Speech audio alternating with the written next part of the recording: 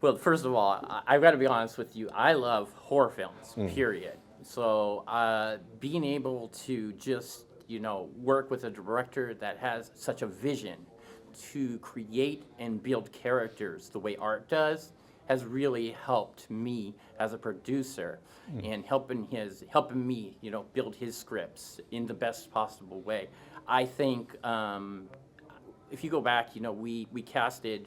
I don't even remember. I think it was almost 4 or 5 months ahead of time because we did a lot of rehearsals. We did a lot of chemistry reads, so we wanted to just make sure that these characters meshed correctly for Art on the screen. It must be, when you have a tighter budget and a shorter production cut, it must be a great asset knowing that your actors are in sync and on board. So what we did to kind of keep them in sync again was the chemistry reads. So we kind of set up chemistry reads. We kind of had them work independently with the other characters so that we can get a feel and a better feel of the character. And actually, so I could send that over to Art and we can get, that complete visual. Because your characters and your casting are what create the story, and the story creates the film. All right, so I heard there was an exhaustive process of trying to cast Roseanne the Witch. How did you land on the wonderful actor to play Roseanne the Witch? Well, I have to be honest, that's actually me. I actually come from a background of scaring people from haunted houses. I actually scored 2 Actor of the Year awards in haunted houses, and I brought that to the attention of Arthur, and he kind of like, I think you play great. So he said, it's going to be tough. Is this something you could do? Executive producing and putting your heart and soul into Roseanne and the tape man and the 4 hours of makeup and everything all mixed in. But I was able to handle it, and I think the movie turned out great, and the fans are loving it. Yeah, I gotta say, how fun was the sequence when you got to torture your brother? So honestly, that was one of my favorite scenes. I remember Art, he told me, he was like, you're just gonna basically fling it on him. And I'm like, okay. So it's just like, okay, I felt so bad, and you're like visualizing, is that my brother I just like threw all that water on top of? I was like, and it's supposed to be like this boiling hot, and it was crazy. It was a great scene. And then you have to also, I think the other scene that was really fun to shoot with Art was being dragged. And I literally got dragged. This film obviously was a major undertaking. What was the process finding the crew, the vast crew that you needed that could handle multiple jobs, but on more of a smaller budget set? Well, I think the biggest thing was just trying to figure out the budget. I remember me, Art, Vic, were all in like a Denny's, and just kind of like, we had to break down the whole script. We had to figure out which character is going to do what. There was so much involved in it, and with the limited budget that we had to try to find the right crew members that would be able to work in directly with us and work directly with Art to create what we created on the screen.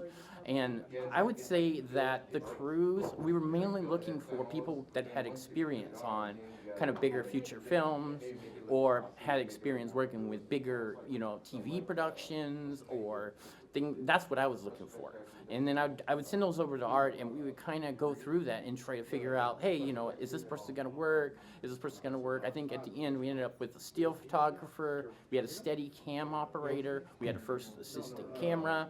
We had a great cinematographer. I believe hopefully he'll be here soon. Ian, he's one of them I know on the list, so I'd love for him to talk to you. And then we had a steady cam. That steady cam was Michael. He's supposed to be here too, so he'd be another great one to talk to.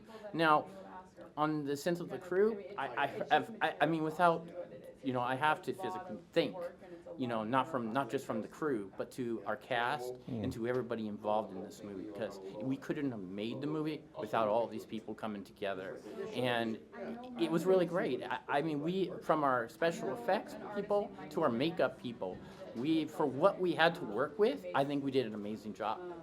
I actually was very impressed with Ian, the cinematography of the film, because you have multiple timelines, flashbacks. He had a great look of red, I noticed, the possession. What was the process like? He really got very creative. One thing about Art is he's got a great visual eye. if he sees something he likes, he'll know it right away. That's the way his visual eye is. And it's just like when we had to tape the takes, it would be like he would know exactly what take he was going to use almost before we get it into the editing room. That's how well his eye is when it comes to when he's looking at these when we're shooting it even.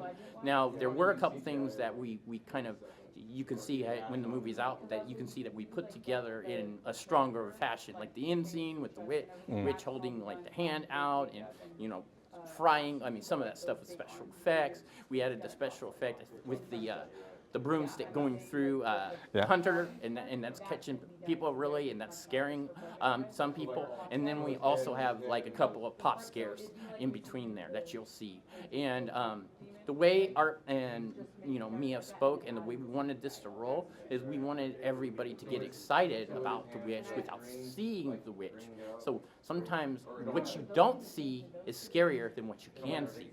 So we were thinking, oh, this guy, we're going to do this kind of like in the Alfred Hitchcock style. So at the end, you finally get a chance to see this witch in all her form and how strong she is and how she just basically destroys everybody, including Father Bernard, which is played by Eric Parkinson.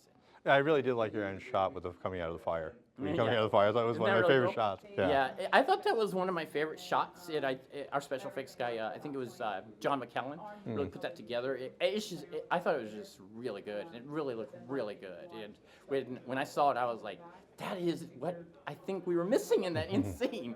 Like the minute I saw that. So, I mean, going back with how far I am with horror, I loved horror movies all the way back to when Jaws first came out. And to that day, I've always wanted to visualize and figure out, how can, I get involved in making these scary films. And that's when I met Art, and from there, we developed a great relationship on making these great films. And he wants to constantly make great horror films, and that's what I want to do. Coming from the horror background and the actor of the year and haunted houses that I've done in my past. But as an actor, I've been working for over probably 20 years, somewhere around there as an actor. So yeah, I've worked with a lot of actors over the years, but scripts, good ones, are really hard to come by. Yeah.